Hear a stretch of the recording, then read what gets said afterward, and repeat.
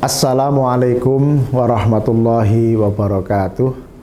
Saudara dan saudari para penyimak Al-Hikam Ibnu Athaillah Syarah Asy-Syarqawi dimanapun saudara dan saudari berada, alhamdulillah kita melanjutkan hikmah ke-57 yang masih satu tema sejak hikmah 55, 56 dan sekarang 57 terkait bagaimana al-warid ini memiliki fungsi. Bismillahirrahmanirrahim. Aurada alaika al-warida liyukhrijaka min sijni wujudika ila fadai syuhudika. Aurada nekaaken sapa Allah alaika ing atase sira. Allah mendatangkan kepada kamu al-warida ing barang kang tumeka. Jadi kelebihan atau keistimewaan tadi kita sudah definisikan di awal bahwa al-warid di sini adalah terminus technicus atau peristilahan yang dipakai oleh Ibnu Athaillah untuk menggambarkan atau mengilustrasikan keistimewaan anugerah dari Allah pada hambanya. Tujuannya liyukhrijaka drapon ngetokaken sapa Allah ka ing sira untuk mengeluarkan kamu ya min sijni wujudika saking penjarane wujudira. Jadi seolah-olah wujud kita itu terpenjara dalam satu ruangan tertutup yang pengap, katakanlah begitu. Ila fadai syuhudika maring syuhud musyahadah kang den serupaken kelawan padang ya, atau apa istilahnya, tempat yang begitu luas begitu ya. Maksudnya apa? Fungsi yang ketiga ketika Allah memberikan anugerah berupa keistimewaan kepada hambanya ya, apakah karena istiqomah dalam melakukan sesuatu atau terus-menerus mendekatkan diri kepada Allah sebagai fadl, sebagai reward lah kata lebih itu ya dari Allah, meskipun kita juga tidak boleh berharap gitu ya. Karena itu adalah hak prerogatif Allah. Keistimewaan tersebut diberikan kepada hambanya tadi. Tujuan yang ketiga adalah liyukhrijaka min sijni wujudika, untuk mengeluarkanmu dari penjara wujud ya. Maksudnya penjara wujud begini.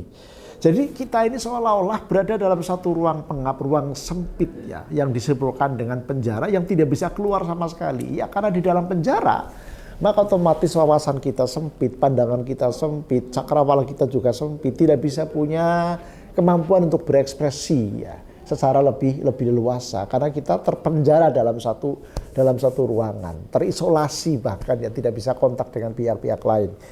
Itu sebuah ilustrasi bahwa ketika kita diberi keistimewaan sama Allah, maka tujuannya adalah kita jangan sampai terpenjara dalam wujud kita. Sifatika tegese sifatira alqaimatikan jumeneng apa sifat bika kelawan sira almaniati kang nyegah laka maring sira min syuhudi maulaka saking olehe ningali atau musyahadah sira marang bendaranira. Maksudnya sifat-sifat yang kemudian menjadi penghalang kita bisa musyahadah kepada Allah. Jadi memang diksi yang dipakai dalam literatur hikam cukup tinggi ya, karena dari awal memang konsep-konsep tertentu ini sudah diperkenalkan, bagaimana muraqabah, musyahadah, berbagai macam begitu. Bahkan tadi kita sempat diperkenalkan dengan istilah tajallin ilahiyin begitu ya. Nah oleh karena itu min suhuti maulaka saking oleh nyakseni sira ka ing bendaranira kasijni kaya dene penjara almani ikang nyegah apa sijnun lil masjuni maring wong kang den penjara minal khuruji saking metu. Jadi seolah-olah ya ketika kita berada di dalam sebuah penjara tadi itu otomatis cakrawala kita, penglihatan kita, kemudian keberadaan kita menjadi sangat terbatas ya, karena itu menghalangi kita untuk bisa keluar, katakanlah begitu. Nah, mengeluarkan kita dari penjara wujud kemana? Ila fadai syuhudika maring kesaksian atau musyahadah serupakan dengan padang atau oro-oro atau tanah lapang begitu ya. Alias sama sekali tidak ada sesuatu yang bisa menghalangi musyahadah kita ya. Syuhudika tegese musyahadah sira lil maula maring Allah ya, lil maula maring bendoro maksudnya kepada Allah asyabihi kang den serupakan, yang diserupakan bil fadai kelawan oro-oro atau kelawan padang ya, atau kelawan tanah lapang li adami wujudi syai'in krana ora nanane wujude sesuatu, karena tidak ada satupun wujud ya yahulu kang nutupi ya kaing sira atau kang ngalang-alangi sira anir ru'yati saking ningali atau saking ru'yatullah. Jadi ini memang sudah sangat sophisticated, saudara dan saudari yang saya sangat hormati. Jadi yang ketiga ini memang menjadi sebuah pengilustrasian atau penggambaran bahwa ketika anugerah Allah menghampiri kita, tadi berupa keistimewaan, ilham mungkin ya, atau penglihatan batin, atau penglihatan kita terhadap masa depan yang masih begitu jauh tapi sudah ada bocoran misalnya, kemampuan-kemampuan yang sifatnya suprarasional, kira-kira begitu, mohon maaf saya menggunakan istilah itu.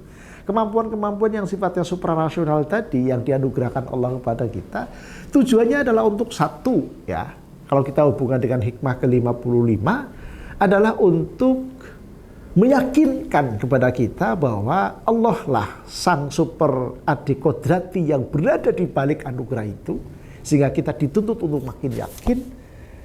Lalu yang kedua ya, kalau rujukannya adalah hikmah ke-56 ya, maka tujuannya adalah kita terbebas ya dari kekuasaan ya makhluk begitu ya, karena betul-betul murni kepada Allah. Lalu yang ketiga, kita kemudian juga bisa melepaskan diri ya, tentu atas karunia Allah tadi. Allah mengeluarkan kita dari penjara wujud ya, menuju kepada musyahadah. Jadi makin dalam keyakinan kita, makin tajam tadi basiroh kita, sekaligus juga makin tebal keyakinan kita terhadap proses-proses yang sedang kita alami tadi melalui anugerah-anugerah yang Allah berikan kepada kita.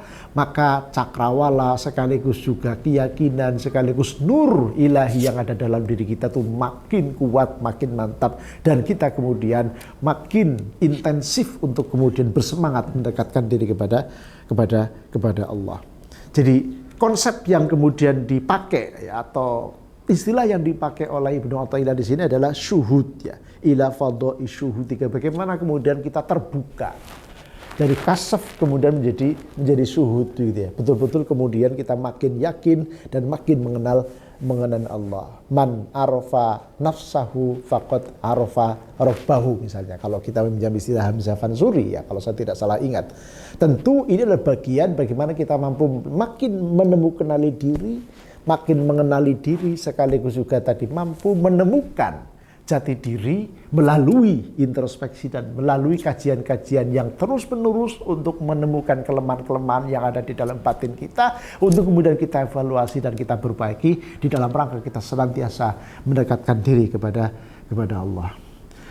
Hikmah ke-55, 56, sekaligus 57, saudara dan saudari yang saya hormati, ini tentu menjadi bahan kita melakukan muhasabah, bahan kita melakukan merenung bahwa ketika kita makin mendapatkan pencerahan begitu ya, ketika kita makin mendapatkan apa ya istilahnya nur-nur ilahi yang menghampiri kita, lalu seolah-olah kita mendapatkan atau menjadi apa ya tadi mempunyai keistimewaan, kata lebih itu dianugerahi keistimewaan, maka kita akan menjelma menjadi orang yang makin yakin akan kekuasaan Allah, akan kemurahan Allah, sekaligus juga tujuan dianugerahkannya sesuatu yang istimewa kepada kita itu di dalam rangka kita bisa selamat agar kemudian menjauh dari perbudakan terhadap hal-hal selain Allah, menghamba kepada selain Allah, sekaligus juga menganggap kekuatan-kekuatan itu eksis di luar Allah. Padahal semuanya adalah tidak ada. Apa yang kita temukan, apa yang kita hadapi, apa yang kita dapatkan, semuanya adalah karena anugerah dan kebesaran dan kekuasaan Allah Subhanahu wa ta'ala. Lagi-lagi di hikmah ke-57 kita temukan simbiosis atau perjumpaan yang begitu ideal antara atau begitu indah antara tasawuf dengan tauhid. Mudah-mudahan ada manfaatnya. Kurang lebihnya mohon maaf. Assalamualaikum warahmatullahi wabarakatuh.